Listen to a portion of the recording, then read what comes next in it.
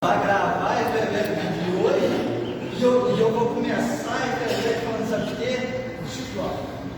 19 de novembro de 1758. Aí aonde está 1758? O Instituto Histórico de Barroso inicia as efemérides contadas pelo vice-presidente Eustáquio Henrique de Melo Silva. Você não estava em 1758 não, mas eu sei que uma pessoa que estava, Israel Cunha. Israel Cunha é histórico, ele nasceu há 10 mil anos lá. Então, em 19 de novembro de 1758, era concedido ao senhor Antônio Lopes da Silva a carta de sesmaria da Fazenda do Morcego. A Fazenda do Morcego, que é lá no morro, na torre de televisão. Aquela área lá, né, era uma fazenda e é datada de 1758. Ela é de pouco antes, mas em 1758 é que saiu o registro dela.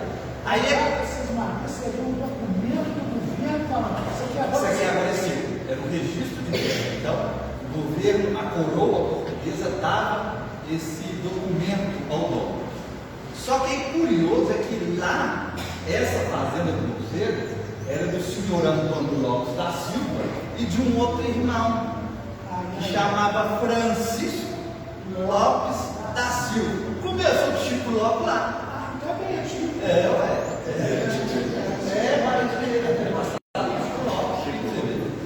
O Chico Lopes começou a caçar tatu, foi lá. Foi lá que começou a cavou lá e saiu aqui. Uma outra sesmaria, lá no dia 29 de 11 de 1759, foi concedida a Antônio Dávila Bittencourt. Essa, infelizmente, a gente não sabe o nome da fazenda, né? Então, essa a gente só tem a carta de sesmaria dele. Uma efeméride genealógica, né? Dia 27 de 11 de 1811, aqui na Capela de Santana do Barroso, naquela igrejinha lá embaixo, houve o casamento do senhor Manuel Gonçalves Barbosa com a dona Maria Cândida de Moraes.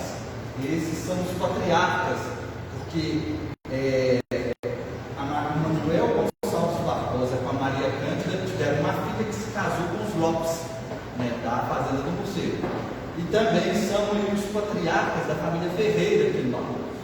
A enorme família Ferreira descende ali do senhor Manuel Gonçalves Barbosa e da dona Maria Cândida de Moraes, que possuíam aqui no Barroso a fazenda da Chácara, ou seja, aquela fazenda ali no alto, ali onde é a Alegria do Morro, a antiga Alegria do Morro. A fazenda da Chácara pertencia a esse casal e depois foi vendida para o Souza Meireles.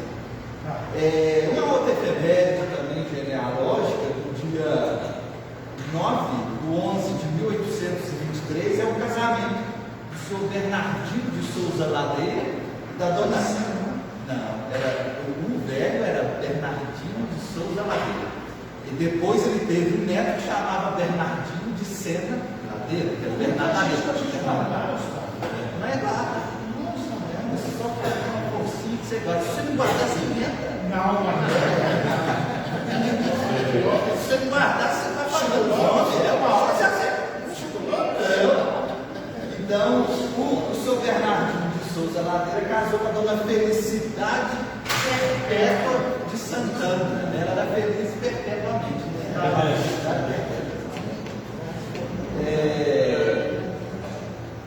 Curioso aí é que a dona Maria Cândida de Moraes, que eu falei antes, e a dona Felicidade Perpétua de Santana eram irmãs. Uma deu então, era a matriarca da família Ferreira dos Lopes, e a outra, a Felicidade, é a matriarca da família Ladeira, a extensa família Ladeira do Barroso. Uma outra efeméride, agora eu vou ter que ler, é do primeiro mapa populacional do Barroso, feito em 1831. Então, o juiz de paz aqui do Barroso, na época, ele fez o mapa da população, né, de Barroso, e depois ele fez um ofício para mandar para o Rio de Janeiro, que na época era a corte, né, era a capital, né, mandava uma cópia para a corte, para o Rio de Janeiro, e outra cópia para Ouro Preto, que era a capital de Minas Gerais. E ele diz o seguinte: declaro que no meu distrito existem 3 pequenas fábricas, sendo a primeira fábrica de cal de José Francisco Pires, cotada nesta debaixo dos fogos, número 3 do primeiro quarteirão. A segunda de cortes e sola e couros de João Lourenço, também cotada neste, debaixo do fogo, número 75 do terceiro quarteirão. E a terceira, também de cortes, solas e couro de Joaquim José, cotada debaixo do fogo, número 86 do quarto quarteirão. Ambos pequenas fábricas ocupam alguns de seus escravos, também já declarados naqueles vagos que lhes sobram da lavoura e todos são cidadãos brasileiros. Distrito de Santana do Barroso, distrito de Santana do Barroso, do termo da vida de Barbacena, de 4 de novembro de 1831, e assinou o senhor Elias Gonçalves Campos, que era juiz de paz. Nessa mesma declaração, nesse mesmo ofício, o Elias Gonçalves Campos diz: nesse mesmo distrito constam as fazendas do Barroso, fazenda do Lobo e a fazenda do Caxambu. A fazenda do Caxambu, para quem não sabe onde é a fazenda do Caxambu, é ali perto da Boa Vista, onde o Alfredo Lopes tinha a casa dele, o pai do Severino, da dona Zoé. A fazenda do Alfredo Lopes era a fazenda do Caxambu, né?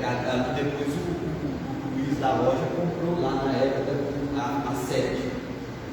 A fazenda do Barroso era aqui atrás, né, na Rua da Mina, e a fazenda do Lobo. O Lobo meu época não sabe, não sabe nada. Esse você tinha que ser aquele da Rua. Não, o Severino da Zoé. O Alfredo Lopes era o dono da fazenda do Caxambu. Uma outra efeméride, que é a lei número 720, de 30 de novembro de 1880, que fala sobre as divisas do Barroso na época. Mas aí eu trouxe aqui um apontamento do livro do Dicionário Geográfico do Brasil, de 1888, que diz o seguinte: Barroso, paróquia da província de Minas Gerais, do município de Barbacena, atravessado pelo Rio das Mortes, foi criada paróquia pelo artigo 3 da Lei Provincial número 2086, de 24 de dezembro de 1874, que incorporou, além do distrito do mesmo nome, mas também o distrito do Tebas, que não sei onde esse distrito do Tebas, que o Barroso era dono. Ambos desmembrados da freguesia da cidade de Barbacena. Em 1881, alistaram-se nela 34 eleitores. Tinha a agência dos Correios e, sob suas divisas, vide, entre outras, a lei provincial número 2701, de 30 de novembro de 1880. Tem 2 escolas públicas de instituição primária. Além da matriz, tem a Igreja do Rosário e um grande comércio de cal. E uma outra efeméride, essa lei, a lei 2701 de 30 de novembro de 1880, que fala da divisa, a divisa do Barroso ia lá no Ribeirão do Elvas, no Pitangeiras, e ia lá no Ilhéus, lá no Pé de Brito. Isso tudo pertencia ao Barroso e a gente perdeu. Você falou Lá no Pé de Brito. Ilhéus é pra lá, o Elvas está pra cá. Eu não estou me situando aqui, não. Eu estou perdido de dentro. Pessoas da. Só posso falar um comentário? Você falou de Deus.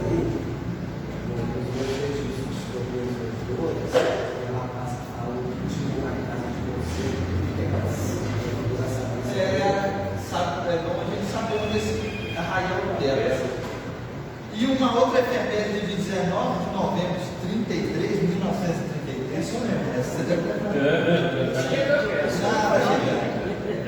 Ele tinha 2 anos. Ele não fala não, mas ele tem quase 100 anos. Tá. Você está no curso certo.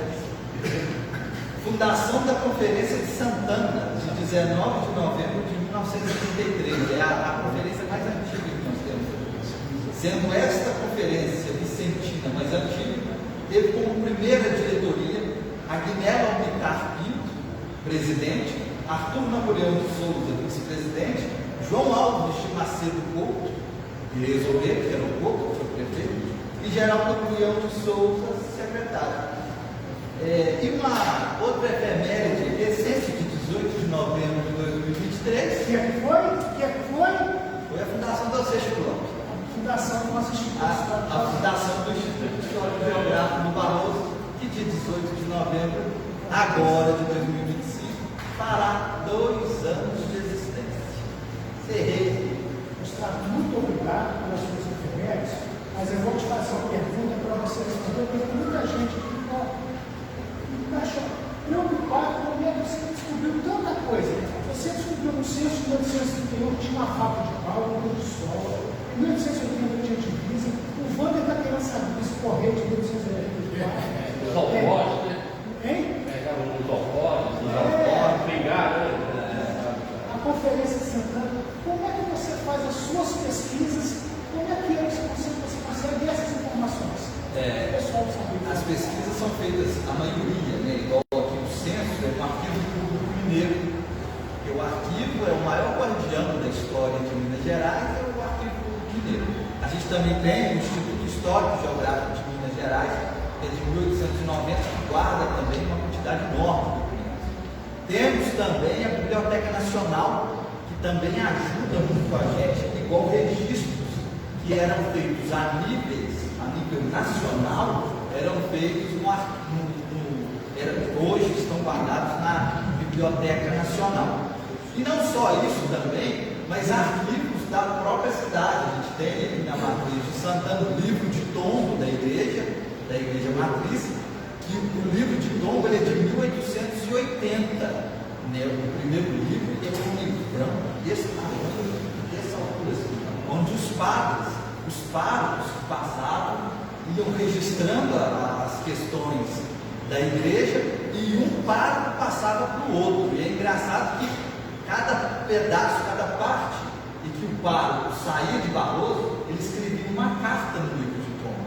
Então, era escrito encerrando o mandato dele aqui, o mandato, digamos assim, e depois vinha outro e começava a escrevia algo ali na frente e começava a fazer os registros. E o que mais?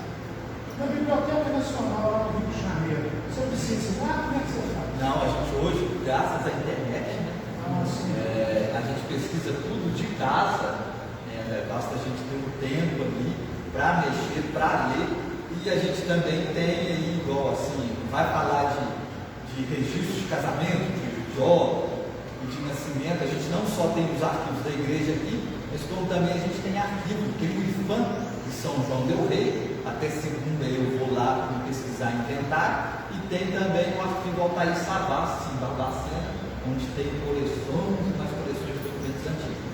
Então vão querer pesquisar, né, e saber um pouquinho ali a letra, né, porque a letra ela costuma embaralhar a gente, às vezes a gente perde uma letra, acha que é outra. E é a mesma coisa essas cartas de Sesmaria, elas não só estão no arquivo, na Biblioteca Nacional aqui no Brasil, mas também tem cópias dessas cartas de Sesmaria em Portugal. Na Torre do Tombo, em Portugal, existe uma quantidade enorme de documentação sobre o Brasil, quando o Brasil pertencia lá. Então, todos os documentos que tem aqui, tem a cópia lá em Portugal, porque precisava de uma cópia ficar lá, a cópia que o rei assinava, e precisava de um outro documento vir para cá. Então, era 3 documentos expedidos. Carta de Sesmaria eram 3. Um ficava em Portugal, um ficava aqui no Brasil, no governo, e um para a mão de quem era o dom. Ok. Muito obrigado. Eu sei alguma complementação? Ok. Muito obrigado, então, pelas efemérides, mas isso pode chamar. Eu quero justificar a ausência dos confrades Cristiano, Maria Helena, mais alguém que justificou?